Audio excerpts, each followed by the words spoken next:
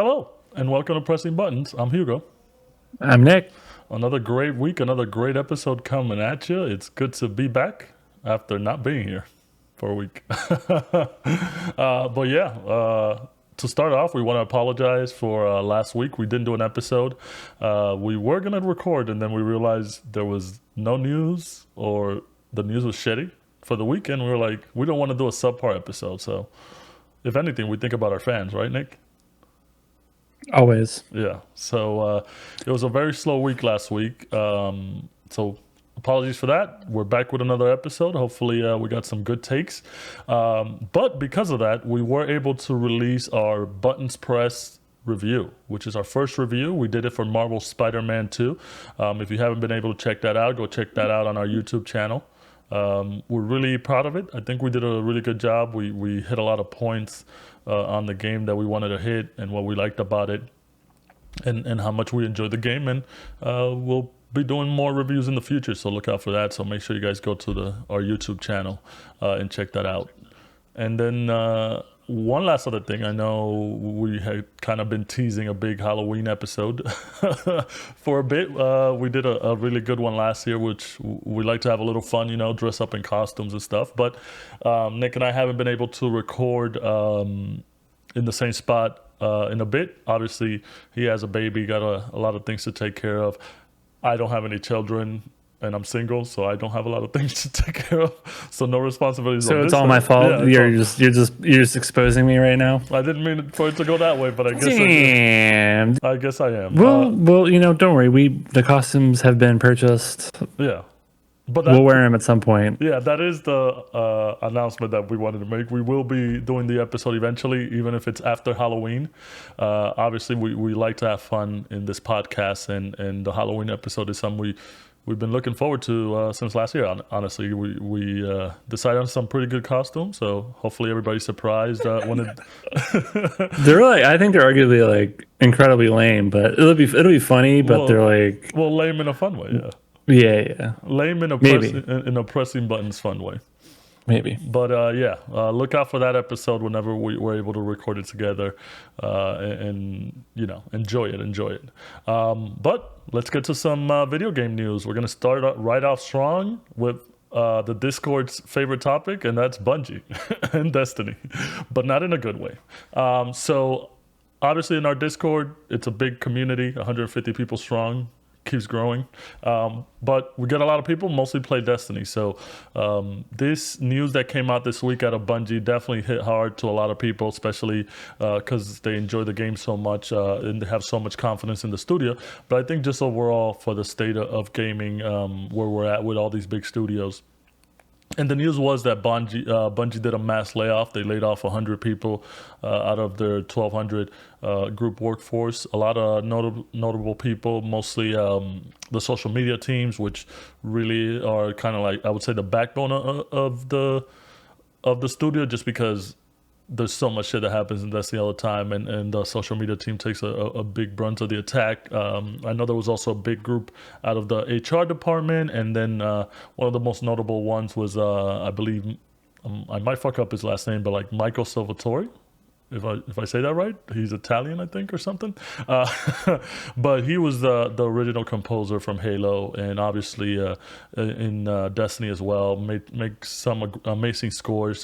He got laid off as well, and a bunch of other people. And honestly, this news coming out of Bloomberg by Jason Schreier just kind of, it was a flood of just bad news. Obviously, starting with the layoffs, then you had information that the next big expansion that people were waiting for in 2024, which is a Final Shape that was supposed to be releasing in February, is now getting pushed back to June. So that's a big delay. And then you also have Marathon, which is their next big extraction shooter that they were working on, getting out of the 2024 release window and going into 2025.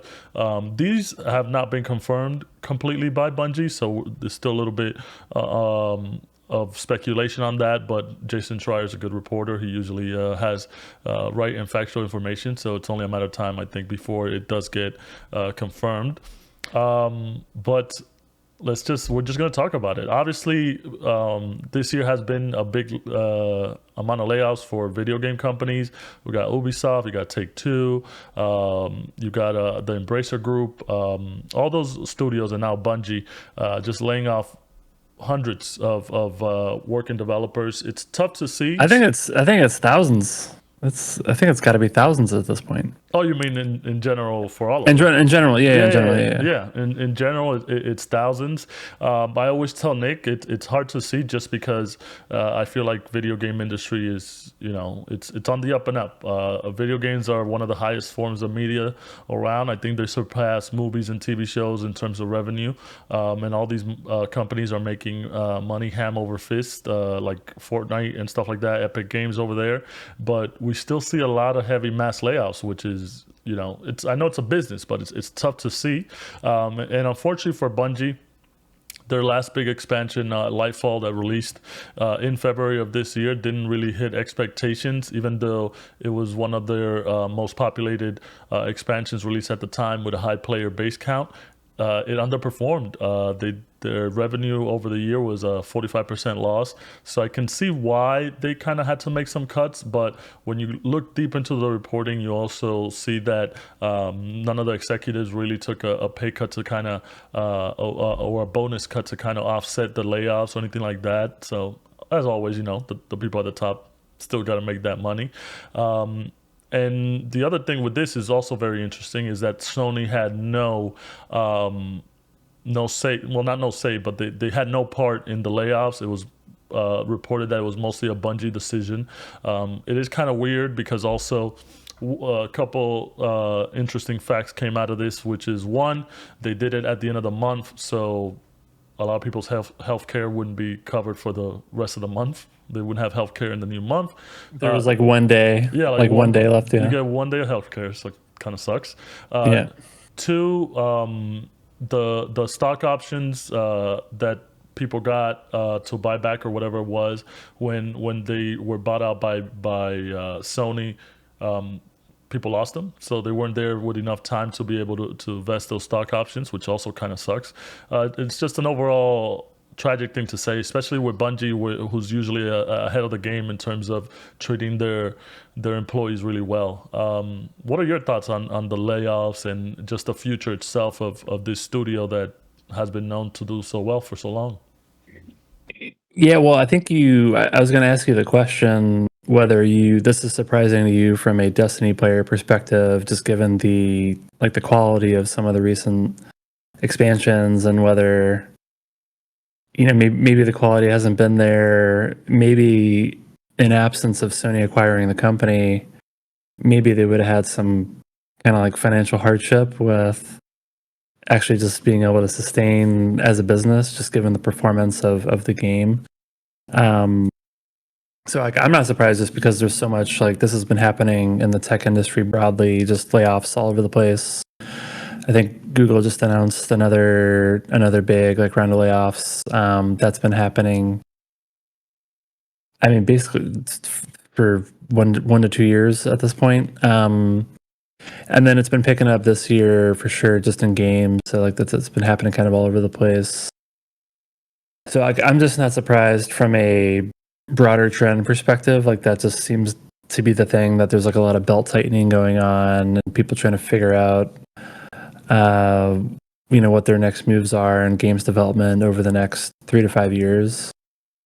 But again, so I guess it kind of sounded like you're not that surprised, just given how. I mean, I was surprised. Recent expansions. Okay, Yeah. You were okay. So you were surprised. Yeah, I think in the big Destiny community as a whole, were surprised, just in terms of, you didn't see this coming. Obviously, it's a live service game, and we always talk about this, how difficult it is to develop for live service games. It's definitely easier for some like Fortnite or Call of Duty, where you just have battle royale stuff and you sell season pass. Whereas with Destiny, it's more of a story-driven game, where you do have multiplayer and stuff like that, but you do need that story-driven content to be released every couple months to keep people active and invested in the world, and it's tough. And obviously the the big expansion that they released in February wasn't received well, and then the seasons, I think they've been enjoyable, but unless you're like a hardcore Destiny player,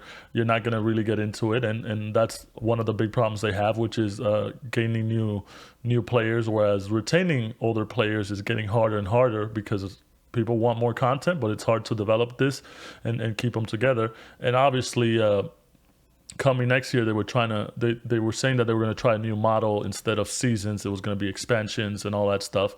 And now, like, as a person who plays Destiny as like their main game, who always goes back to Destiny, even though I play other games, Destiny's my number one in terms of just getting back on it every week to see what's going on and what's happening. The next season, which releases at the end of November, is going to be a 6-month season, which last time that happened, I wanted to kill myself and never play the game. And also, they're saying they didn't say exactly what they're gonna do, but they said that they will release some content to kind of hold people over. But for everybody that's playing Destinies and has been playing Destiny in a while, the hardcore guys, they're not gonna stand for this. I don't think it'll be enough to hold so many people. So yeah, you had a 45% drop in revenue. This is gonna be even worse, I think. And like I said, I was shocked just because I didn't see this coming. I understand it wasn't doing very well or wasn't doing the best, but to announce the layoffs and just pushing back the release of everything kind of hit me surprisingly. Yeah. Yeah, and it kind of begs the question of what's going to be the plan of this studio, because I think they've been going down this multi-game, journey for a while, where like they didn't want to just be like the one game, just Destiny's it, and they wanted to branch out and do other things at the same time.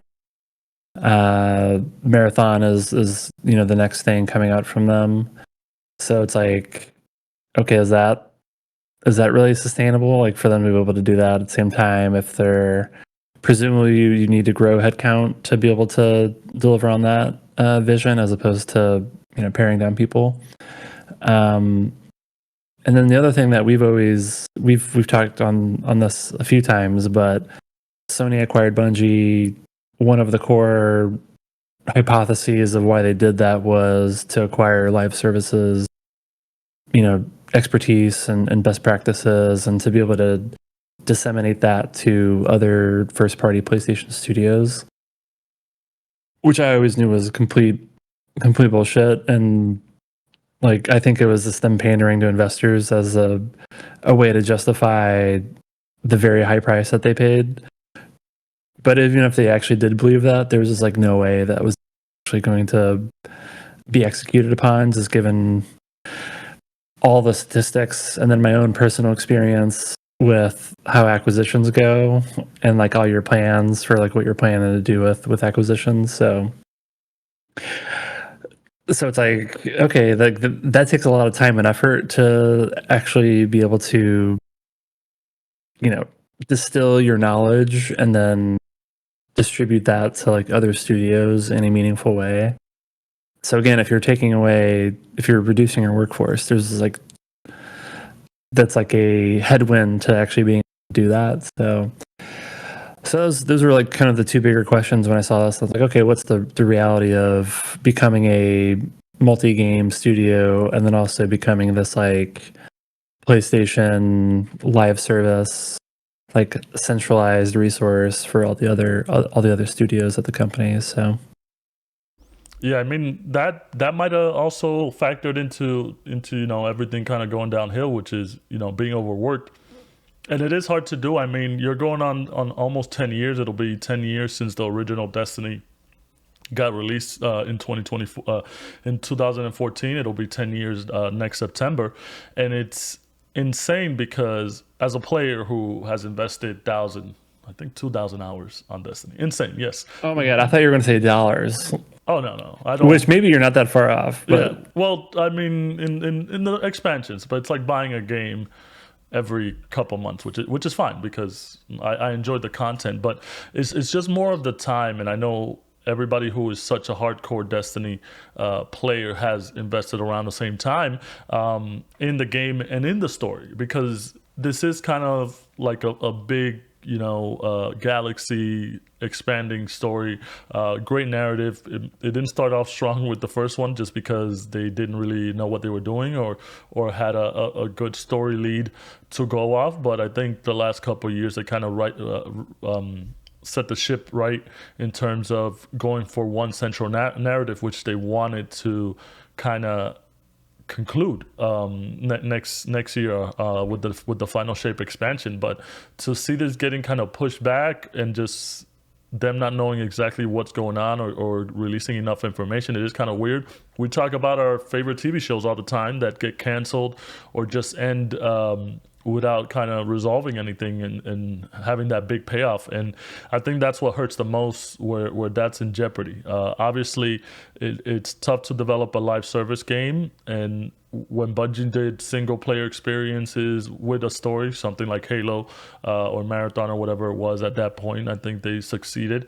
And they succeeded doing this, but it's tough because it is one of the hardest games to do. So I just want the big payoff. I want it to finish. And a lot of people have been saying, oh, maybe they'll just move on and after this do Destiny 3 and all that stuff. Is it time for a refresh? And they're kind of committed to this, so it's kind of hard to see what they're going to do in the future. But I am disappointed because I don't know if the payoff will be worth the wait of 10 years. If it's worth the investment of me, my friends and I playing 10 years in a game and then like it ends in a whimper. And obviously, that was another factor into it. There was a statement released by Pete Parsons, the president or whatever of Bungie, just kind of saying we do want to conclude the story. We want to give that epic conclusion that it needs, the light and dark saga, as they call it.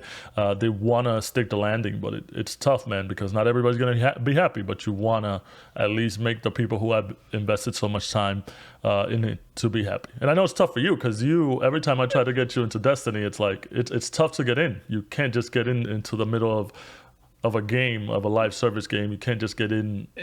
Yeah, 5 years in. I mean,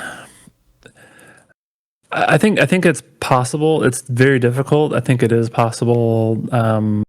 My own success story is Final Fantasy 14, right, where I didn't get into that game until, was that 2020? Yeah. Or no, 2021. I think it was 2021. So it's very recent. Never. I think I maybe played it for like a little bit a few years ago. Then decided to pick it up again, courtesy of COVID. So I think that was like one of my quarantine breakthroughs was getting into an MMO. That was, I mean, and that was no, walk in the park. Like, that's also a very difficult game to get into, but I feel like for whatever reason, I tried like 3 different times with Destiny. It could have just never worked. So, and I know I'm not the only one. So I have like, I'm sure Bungie has like a pretty good idea of what the size of their audience is. It's probably not growing that much. If anything, they're just trying to like minimize the amount of people leaving the game. So I have to imagine, just that general trend, and then the weak performance of the most recent expansion was probably like one of the key drivers of like the workforce reduction, because you can kind of like calibrate how much money the game's going to make over a period of time and whether that's actually going to fund the headcount of your studio. And yeah, I just don't know exactly how the Sony acquisition, like how Sony's actually managing the studio, whether there's like like how the funding works and the cash flowing and stuff. So yeah, it's tough. I was going to ask on there's, you raise an interesting, almost like existential question of live service games, and it's like, do live service games end? And like, what has there? I can't like definitively ended. Everyone was happy. Like, they moved on to the next game from that studio or something else. Like, it just doesn't really happen. I mean, it's hard to compute because honestly, when we've talked about this in the podcast, the last couple live service games that have been released have like ended in less than a year. So it's just like weird that this has But been that's going not. on for I 9, don't 10 think. years. I don't think the developers happen. No, no. I meant like in terms, not just the live service game like shutting down. I mean like it ended intentionally with the story and everything's concluded. Like it almost like kind of goes against the whole concept of a live service game. And like even with Final Fantasy 14, like when they were launching the Endwalker expansion, they were like, "This is it. This is we're concluding the story." And people were like, "Oh my god! Like, wow, that's like it's game's over. done. Like it's over after this." And then like of course this year there's Dawnbreaker or whatever the fuck it's called. That's just like, so I don't know. I feel like it's just weird. It's just like a weird thing. I Like get what you mean, especially because they do say they just want to end this chapter of the light and darkness. So, but if do you continue because shit is bad, or you're just like, you know what, let's just focus on Marathon and whatever other shit we got cooking and Destiny. But I feel like they have to like move on to no, man, because like Destiny 3, and it's like built in a new engine, and there's more like I'm sure there's a way for it to carry over, but like I feel like that's got to happen. I thought you were saying you just have to move on and after Destiny 2 finish No, it. no, no, Oh, no, okay. no. I mean, I think they close down like Destiny 2 done, Destiny 3 or whatever they want to call it. Maybe they move away from numbers because it kind of doesn't make any sense. But it doesn't make any sense. Just Destiny. Yeah, but I feel like they just need to like hit the reset button on the game because otherwise they're never going to grow. I mean, but if they keep doing more of what they're doing, like it's literally never. So I feel like they got to try something. But try something new, but they can do it within the confines of the Destiny lore and all that. I totally agree with you. It's just so tough, especially because one, they've gone through so many acquisitions and buyouts or whatever. Like they were independent. Well, after Microsoft, they were independent.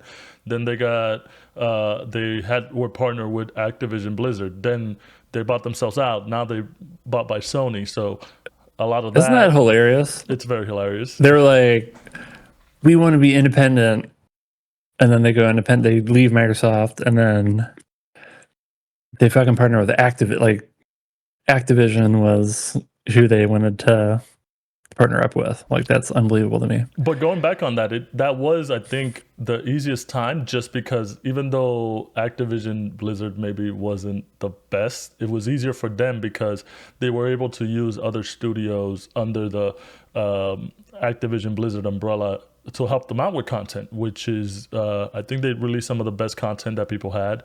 I forget the name of the studios, but a lot of good content came out of that because it was easier on them to develop it because they had. Was it like Sledgehammer or? Yeah, like Sledgehammer. I think it was one of them. The ones that also help with Call of Duty. So yeah. So it wasn't the best, but in terms of the future, I think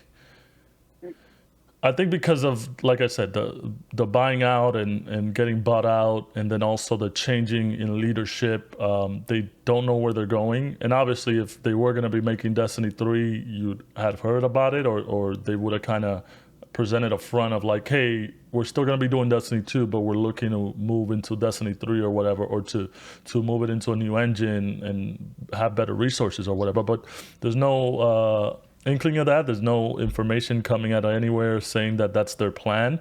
And every time they talk about it, they say Destiny 2 is Destiny 2. That's our destiny. Like we're not moving on from that. And it's tough to do, man. It's tough to do, especially in this industry, to keep fresh. But whatever comes out of this, we'll keep our ears out. Obviously, I'll still be wanting to play Destiny until the wheels fall off, so we'll see how long that takes. Hopefully they get some new wheels, and we'll keep you guys updated. And everybody on Discord, I know it hit everybody hard. A lot of my group chats, people were going back and forth, with different point of views, but it's tough. Game developing is tough. Yeah, and you touched on this as well, but it was like pretty disappointing how they just executed maybe executing is not the right appropriate word, but like Just how they brought everybody out and shot them. Yes. yeah. That's not what I meant. I meant in terms of like it was a process that they executed, but It just was the way that they their managed bad. that was not a great look. I think there are humane ways to conduct layoffs, and You're using the worst words to handle this. humane. Correct. That was correct. Like I specifically wanted to use the word humane, where I Humanely think put there's them down. Put this developers yeah. down. I think there's humane ways to conduct a layoff, which very few companies do, seemingly. That was also like real bad in the tech industry with some of these things. So No, they don't know how to handle this. Yeah. So it seems like Bungie, unfortunately, took like a cue from the tech layoff playbook with a couple of flourishes on top of that with the benefits, and then dicking people over out of their options.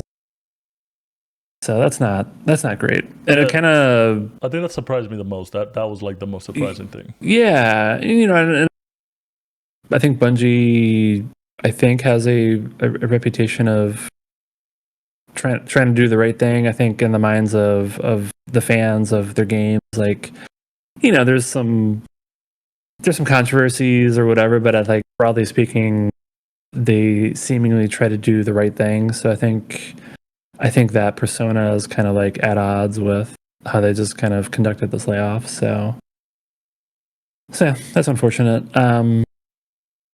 Did you mentioned Marathon? Like, are we going to talk about the alleged feedback on? That was the last thing that I kind of wanted to touch on before we did move on, and it's that Bungie definitely has a lot of content creators that they work with that they relay a lot of information that they bring out to test certain stuff. And when this news hit, there was also a lot of reports from different creators saying different things about the future of the game and the future of the games that they're working on, like Marathon. And one of those was Across, which I guess he was talking to somebody that played an early alpha of Marathon or whatever that's going to be, and it was mostly people who played Attack on Tarkov, I believe.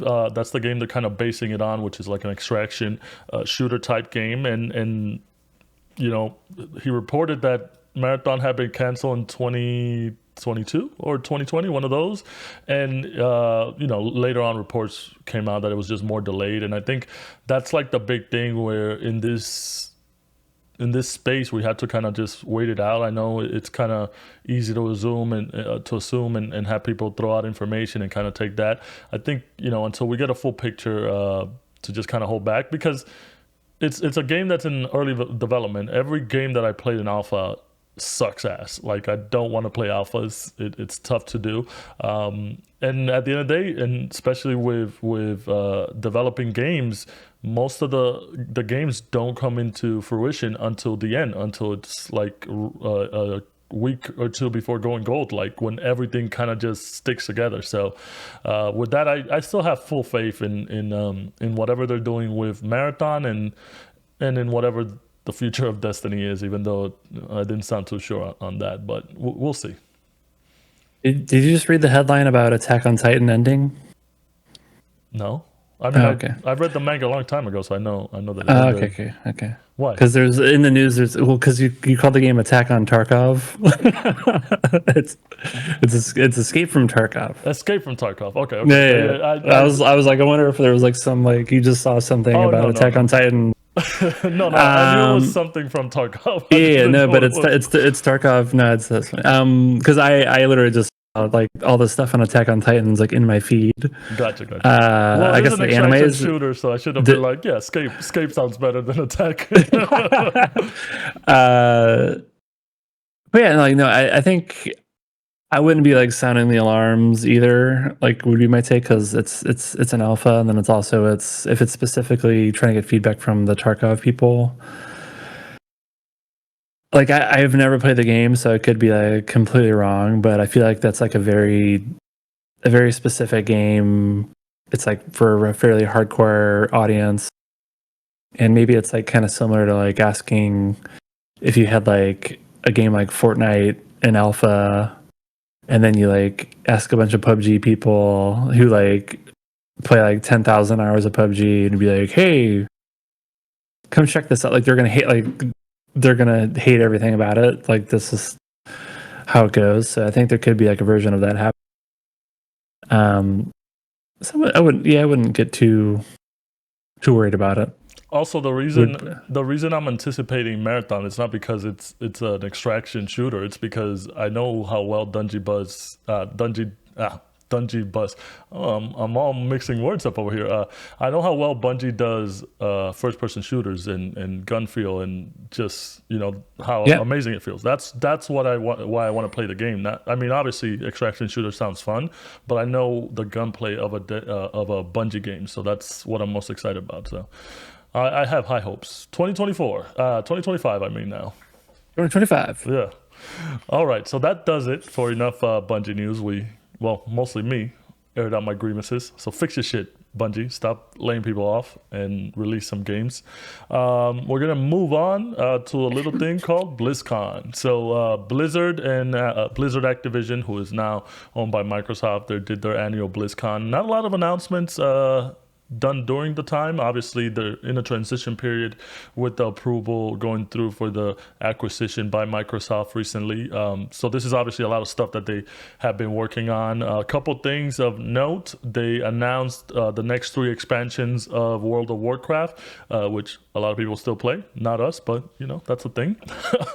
They also said that they are trying to. Usually, it takes they release an expansion every 2 years, but it looks like they're trying to work it where the release cycle is much shorter on that.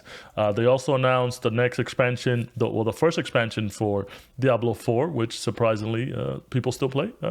Hopefully they don't. They were trying to go after the Bungie model of live service games. That's not doing so well. So we'll see. And then they also said that the next expansion will have a new class, which looks to be like a little forest wielding barbarian type thing. I don't know. I don't play Diablo 4. And then the last thing is Overwatch stuff. They showed off a new character called Mauga, who looks like Maui from Moana. Exactly. Yeah, that's exactly what. Yeah, exactly I was like Maui. Yeah, I was like, that's just a blatant ripoff. I don't know what a C+ effort of not even trying to hide. I don't even know why The Rock isn't voicing him, but and then they also announced that 2 new heroes coming out later in 2024. But obviously with this, a lot of these games still get a lot of players out there, and I did watch some of this just to kind of see if they were going to make any surprise announcements. No information on StarCraft. Sorry, Ollie. I know that's the only thing you're looking out for. But obviously with the acquisition by Microsoft being really early, this is stuff that's been planned way ahead of time. So I don't see anything kind of being shown off in terms of what Microsoft wants out of them, or if there's any revivals of old franchises that haven't been touched in a while. Everything will have to kind of be pushed for next year. But it does look like if you're a fan of these games, there'll be content for you, at least in the next year, to look forward to. So obviously with Warcraft being such a main staple in the MMO field, and Overwatch with the Overwatch League and all that stuff, and then Diablo, who they invested a lot in, it's something that they still got to push, even with the acquisition. Any thoughts on these? I know we don't play these games, but I played Diablo. Oh, that's Diablo right. 4. Look at that. Look at that. Yeah, When there was you the go. last time you played Diablo? It's been a while. I hit it pretty hard for the first several weeks after launch, but then I don't think I've touched. Maybe I've touched it like one other time after that. Too many good games this year. Yeah, it's a great year for gaming. I tuned into the opening ceremony just because I thought I was maybe being too optimistic, but I thought maybe there was like some crazy cool shiny new object that get announced, which maybe they had already been planning, or maybe there was some catalyst via the Microsoft acquisition. But yeah, I think it was just too early for the Microsoft acquisition to really meaningfully impact Blizzard's roadmap. So Phil Spencer did show up and kind of give a little pep talk. And he did mention the word StarCraft, which people enjoyed. So, but yeah, other than that, it seems like it was mainly just for people who are very invested in Diablo, World of Warcraft, or Overwatch. I think people are generally, glad to hear about the expansion plans for those games. I've basically completely checked out of Diablo at this point, just because I was having a good time. Then there was a lot of turbulence with how they started rolling out, turned me off of it. And now there's just so much other shit that I'm just not even I won't pick it up probably until next year at this point. So yeah, that was kind of my big question for you, was did any of this Diablo information kind of make you want to go back into it? No, I mean, what was it? Was it Gamescom? Wasn't there some sort of The season expansion trailer or the seasonal trailer was whatever that trailer was? That was the one that we looked at and we were like, is that some fucking mobile? It just looked like shit. Is that So Diablo I think Immortal?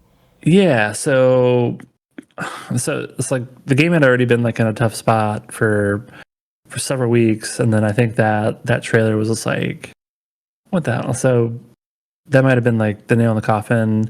So I didn't really actually look at any of the announcements or any of the trailers in all that much detail. Even if it's incredible, I just know I'm not gonna get into it anytime soon. So I kind of tuned out of it. Yeah, that's the big thing. It's not boding well for Diablo 4. I know the hype was real when it was releasing, and I know they had big hopes for it, especially with the seasonal stuff, it being a live service game. But it's just the hype has died down. Yeah. So, but again, I think that's just me. I think there's still plenty of people who, even given some of the challenges the game's had, I think people are still playing it, and I'm sure many of those people were at BlizzCon having a good time. So I think it's maybe kind of similar to FanFest, where for Final Fantasy 14, where it's really for people who are deeply engaged in that game, and you learn some new stuff about the roadmap, and maybe more importantly, you also have an opportunity just to meet other people who play the game and do fun stuff in person. So I think there's a lot of that stuff going on as well at BlizzCon that I think is good. I think this is I guess this would be the second year back post COVID. So so I think that's always a good thing.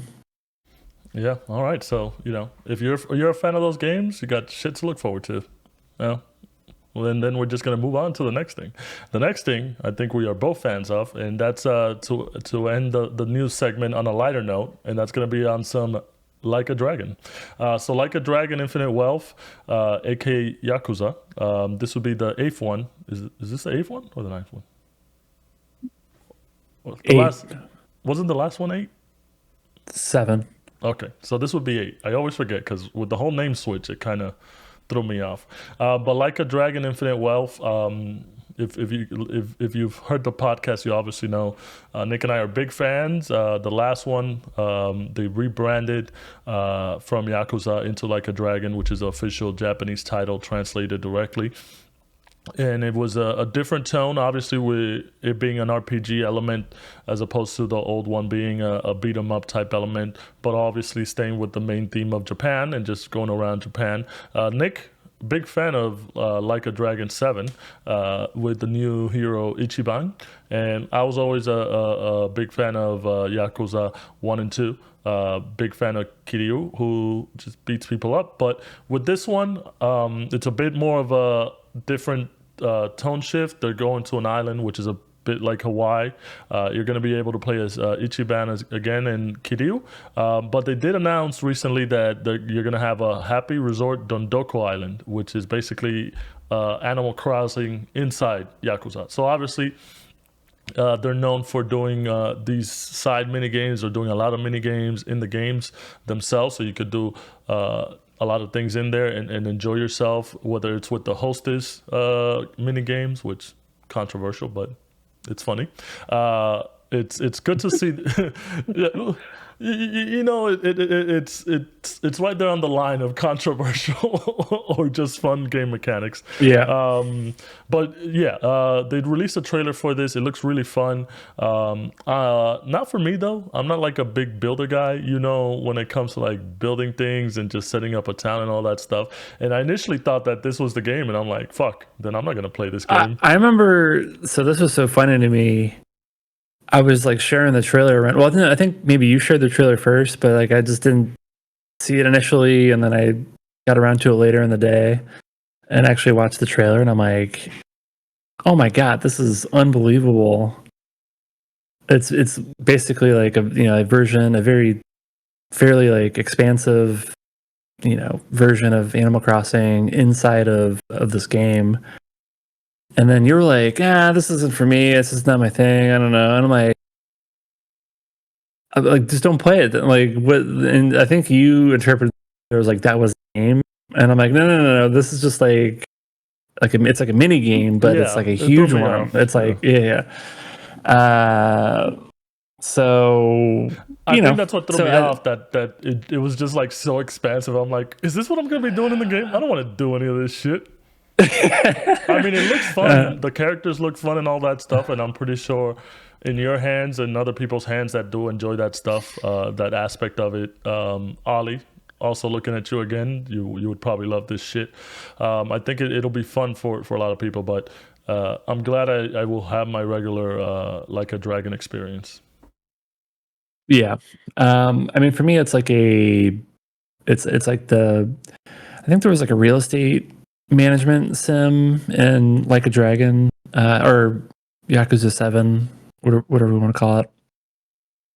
So I think this is like that on steroids, where it's like, it's not just, buying properties and all that. It's one getting into the weeds of like specifically managing it. So I don't know. That'll be fun. So I'm going to waste a ton of time on that, for sure.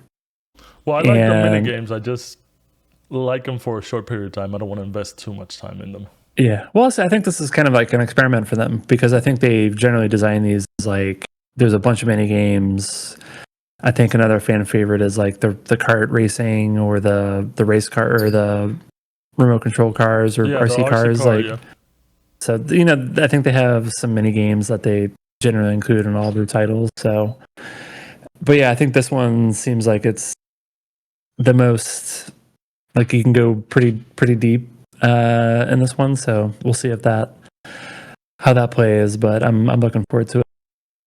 Yeah. Though, I mean, as like I watched the whole trailer, and I'm just, every 20 seconds, I'm just like, what? Like, you can, like, this is a whole other game. Yeah, that's what I was surprised. I was like, oh shit. And for those of you that don't know of the series or have never played the series, it's definitely recommended. Like I said, the first 6 are more beat 'em ups, but you do get the feel of being in Japan. And then the last one, which was 7, kind of went the RPG route, where it was an RPG, a turn-based RPG, and then this one, I believe, is kind of a mix of both, where you'll have the RPG elements, but you'll also be able to do beat 'em up. Very interesting. It's a good series. Like, it's low key under a lot of people's radar, but I think it's popular enough and it's well received that more people should know about it. So check that out if you can. And that does it for the news for the week. If you guys have any opinions on this, especially the Bungie stuff, make sure you guys go to the website, our website, pressingbuttons.gg. You'll get the link to the Discord, and you can come in there and argue with all the Bungie heads. And then if you like the Blizzard stuff, or you want to talk about Like a Dragon, we're good for that too. So one PSA is, I think next week, what is it? It's Like a Dragon Gaiden. The Gaiden. Yeah. So that comes out, and then I think I don't know if you get it immediately, or if I think you might need to actually beat the game. But once you beat the game, you get access to a demo for Infinite Wealth. Nice. And the Gaiden is more like a short version of like is a prologue. Yeah, it's a prologue, right, for the next one. I don't know. Great way to inform our listeners, but I think it is. I believe it's a prologue. I mean, it's even better. Like, just play the game, figure it out. Yeah, It's fine. Yeah, because the game releases. I don't want to spoil it. The game releases late January 2024, so definitely if you want to get into the Like a Dragon world, that we recommend it. We recommend get that the guide in when it comes out, and that way you know what you'll be expecting. Yeah. So now, even though I don't love the like Kiryu led games, Yeah, like I kind of feel like I have you're an to. Ichiban guy. I'm a Kiryu Yeah. guy. What I'm trying to remember. What was that? What was the game? I think the last time this happened, it was with the Final Fantasy VII demo on the original PlayStation, where like you had to buy like Oh, you had to get a access. Square Enix game. I think it was like the Tobal. It was like Tobal #2 or something. It was like some not a great game that you had to buy to get access to the Final Fantasy VII demo. But these games are good, so you don't have to worry about that. I kind of I kind of feel the guiding game won't be as bad as whatever that Square Enix game was, but I kind of it's like close to that type of experience where it's like you have to go through a lot of effort to get to a demo. Definitely, if I think we didn't like the Like a Dragon series so much, we would totally be shitting on this fucking cash grab thing. But check it out, guys. Check it out. All right, let's move on to the closing thoughts. I'll start it off. First thing is Alan Wake 2, which Nick and I have been playing a lot of it. It's actually going to be the next game that we want to do for our Buttons Pressed reviews. We're I believe around the same area, steady pace, enjoying it really well. We'll have more thoughts on the review itself, but it's definitely surprised me a lot. I played Alan Wake 1 recently through the PlayStation Plus because it was free a while ago. I did play Control as well, which is kind of set in the same universe, kind of all connected. But the True Detective / Hannibal, if you ever watched the Hannibal TV show, it's got those vibes. It's a different game. The concept itself is very interesting. I don't want to go too much into it, so save stuff for the review, but definitely surprising. Because I wasn't really looking forward to it. I mean, eventually I was going to play it, I think, but I wasn't looking as forward to it as I had hoped. And especially just the word of mouth of people saying how great it is, I think definitely pushed me to get it. And everybody was right. Sometimes the internet is right. Your quick thoughts on Alan Wake? Yeah, I've been enjoying it. I think I was kind of in the same boat as you, where I wasn't really planning on playing this day and date, but because of the positive word of mouth, it piqued my interest. And yeah, I've been having a good time. I think the other thing, in addition to the game, it's like a great PC title, which I feel like there haven't been so many of those in recent history. So there was part of me that's like almost wanted to support a developer who like has a good PC game or a good PC version. So it was annoying that it was tied to the Epic Game Store. Yeah, but that's the only thing I was like. I got over that. I think Epic like funded the title or something. So I wasn't optimistic that there was going to be a Steam version anytime soon. So I just pulled the trigger. Well, the main thing with that for me was that I almost got it for PS5, but because I have a 3080, I wanted to see the power of it. And then I always hate the Epic Game Store because a lot of their games don't work with controllers. So I was like, fuck, is this mouse and keyboard only, or can I do my controller? And luckily they have full DualSense support, so it worked out. But I almost didn't. There you go. You got to get your money's worth out of that 3080. So yeah, man. Yeah. I think this game does well. But yeah, I think I'm about 7 hours into it, something like that. It's a pretty I've short game from what I'm hearing. I believe it's like yeah, 15 to 17 hours maybe, but it's that's good. great. It was $50. I feel like I got a bargain. Yeah, that's the other thing. It with wasn't $70. with most games being 70. Yeah, maybe I'd be more upset about it if it was a $70 title, but at $50, if it's like a super engaging, immersive 17 hours, then I think that's fine. Yeah, and then the other game I was playing is Lies of P, which, as you guys know, we're big Soulsborne fans, and I really enjoyed the heck out of that. Besides the ridiculous name, I think everything else was pretty fun. I don't mind the name as much after beating it. And they also announced some DLC that will be coming out soon, and a sequel, which I don't want to spoil the game, but I believe it had like a really good, interesting ending, and I'm excited to see the future of it. And the game mechanics was really fun. Like it's hard to nail that Soulsborne, Bloodborne aesthetic, and I think they did a really good job doing that, and punishing you, but also at the same time rewarding you for being very aggressive. So really enjoyed that. And then in terms of TV, I started watching Twin Peaks, which is a very weird show that got released in the 90s, and that was because of Alan Wake, because it's kind of got that whole mystery weirdness of the world of it. Probably a lot of people don't know what the fuck I'm talking about, but if you have a I do. chance, yeah, well, you do, but because we have a very a Venn diagram. One thing that you'll probably realize as you watch it is, and a lot of people say this, but there's a lot of elements of Twin Peaks that are in Lost. Like when you watch Lost, you like a lot of people say that there's a lot of inspiration. Big Lost fan here.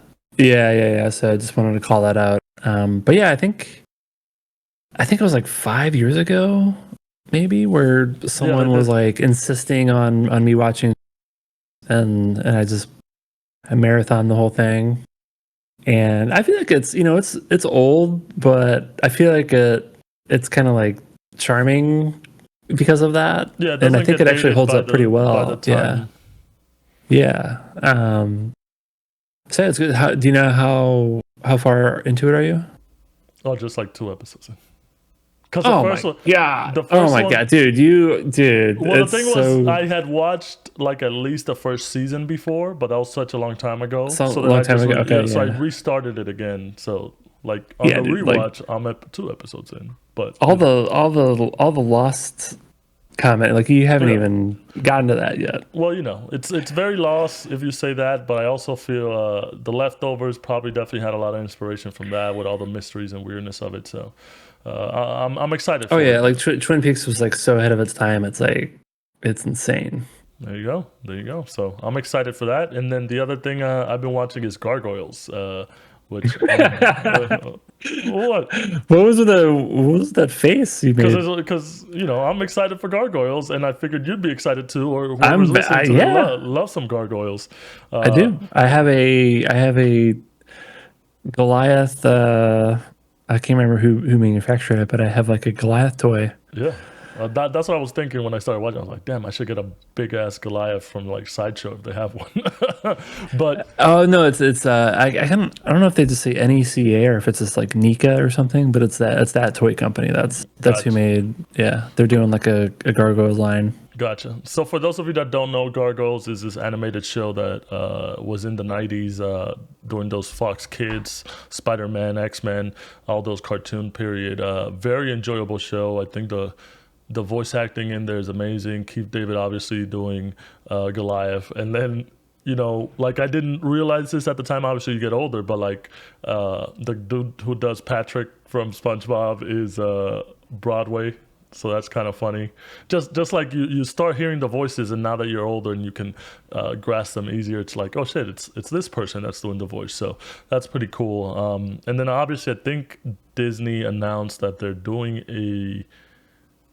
I don't know if it's a continuation or a live action. I know they're doing something with the property, which I'm excited about. I think it's a good property. And that's why I was excited, because I was like, oh, Gargoyles. I'm excited. Yeah.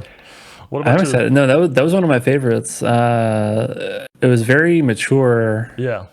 I felt like so sophisticated as like a little kid watching that show. Gotta tell It everybody was great. about it. And then like it gets like there's some wild shit that happens in like the later seasons There's too. some So wild shit like that it's happens in the beginning. It's like betrayal, and you're like, oh, cartoons don't betray yeah, each other and shit. Xanatos. Yeah, is he a good guy? Is he a bad guy? There you go. It's very ahead What's of the its cop's time. name? Like Alicia or something, or Eliza, yeah.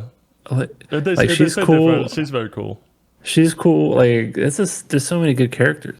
Yeah, it's very It's great. memorable. The whole Gargoyles band is memorable. That's I might need to rewatch it.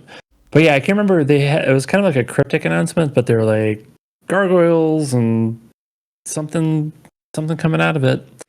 And I think they just recently released, or soon will be releasing, a remaster of was it Sega Genesis or Super Nintendo or both? But I there think it was was a both video game. Yeah, but there's I don't think the game was particularly good, but maybe the it remaster was good helps first address it. time. It was good first Yeah, time. but it looks good. The remaster looks good though, so maybe that's something that you could check out at your leisure. We'll see. We'll see. What about you? What have you been up to? I know, having a baby, it's kind of hard to game. Been doing anything else besides Alan Wake? Well, Spider-Man, but I guess we kind of addressed that in the review episode. Um, After Spider-Man 2, I moved right on to Alan Wake, and that's it. No TV shows? I know you were saying you've been watching a lot more TV because it's easier. No, I said I want to watch. I've been wanting to watch more TV. I don't think I watched Gen V. That's the only thing. Yeah. But I've been doing that every week. I gotta watch it because I know the season just ended, so I was like, It's, I was waiting it's for done. it to. Yeah. That just wrapped up on Thursday. So I guess I've had that on my as part of my routine. Was I was able to like sneak away and watch Gen V once a week. Well, I know you had sent the group chat a message that's like, oh, what should I watch now that I have a baby and all I'm doing is babying and watching TV? And then I was like, well, finally you can watch Andor. So that was what I was hoping you would say. Oh yeah, I finally started watching Andor. But yeah, no, it's still there. Like I'm just I'll get there. I'll get there. I'm still just trying to figure out how to like manage the baby while consuming content. Yeah, that sucks. So not there yet, but not having a baby sucks. For all you baby having people, having a baby is great. Managing the time while you have a baby sucks. Yeah. So I'm still learning. But that was what prompted the question. Was I was like, oh, I think at some point I'll be able to like figure out how to like watch a lot more television. So yeah, just not quite there yet, but I'll get there. Can't wait for you to watch some shit so we can talk about it. Gen V, yeah, so Gen V is over. Definitely recommend it. It's much better than I thought it was going to be, where I thought it was going to be. And I think this is like part of the charm of the show, where it's kind of this like college campus, like campy spin-off romance. There's like lots of romance, there's all that stuff. And there's definitely like a lot of that there, but it's not just that. I think it ties in like very directly and meaningfully with things going on with the boys. So like yes, it's a spinoff, but to me it's almost like it's like required viewing if you're into the boys. It's very well done. All the characters are super interesting, and there's a lot of like engaging character arcs and kind of developments through the season. So, and I'll definitely have to check it out. Yeah, and there's definitely a couple things. They sprinkle some throughout the season, but then definitely at the end, there's like a lot of like interesting moments for people who are fans of the boys. So, and then kind of as we approach the end of the season, the creators talked a little bit more about like the direct connections between the boys and Gen V. So I think the next season of The Boys is basically going to start like a couple days after whatever happens at the end of Gen V. So exactly how they kind of like bounce back and forth season to season, we'll see. But at least for the next season of The Boys, they made it clear like what the link is with Gen V. So nice. So I think it's a very well done kind of, I don't know if companion piece is the right term. Well, Eric Kripke, the creator of the TV show, who also created like Supernatural and stuff, I think he's always been good at doing that, especially branching off the character world to other characters in that world. I think he's been good at that. So I can see why it works. Yeah. So that was very well done, unlike basically the last 7 years of Marvel. Ugh. Across film and TV. So I think we need to do a Marvel hate episode. Dude, I'm like, the more I think about it, the more I get. I think maybe the game. I think the game actually made it because like the Spider-Man game. Yeah. This is so fucking good. And I guess that they're bringing back Robert Downey. Yeah. I guess the Spider-Man movies, like the ones with Tom Holland, like the standalone, like those were enjoyable, and the Spider-Verse movies, the animated ones, like those are great too. So it's really the problem when they try to connect the balance. Yeah, it's the balance of Marvel, which is, and I know there's like some Disney versus Sony, whatever as it relates to the movies, but the question is then, was DC right all along? They just didn't execute. No, they just didn't execute well. No, I think they were right. But we'll see. No, but no, that's pretty much it. It was Gen V and Alan Wake. All right. Well, and I think I'm itching to get into Star Ocean. Yeah, I was gonna mention it just came out. I need to get through Alan Wake first, and then I'll probably move to Star Ocean and Like a Dragon Gaiden. Yeah, super excited, man. We're gonna do before the year is over. We're gonna do a thorough episode on like all the bangers that have been released this year, because I think this is not, if not one of the best years that we've had video game releases. I think it's either the best year or the second best year. Yeah, we'll have to look back on that. Look forward to that episode. Yeah. But yeah, that does it for us. Make sure you guys go to our website, pressingbuttons.gg, so you can get the links to all our social media and all our channels. Make sure you guys check out our review, our Buttons Press Marvel Spider-Man 2 review. We had a really good time recording it, and we want to hear your feedback on the game if you played the game.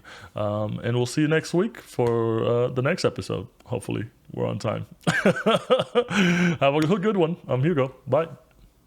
I'm Nick Later.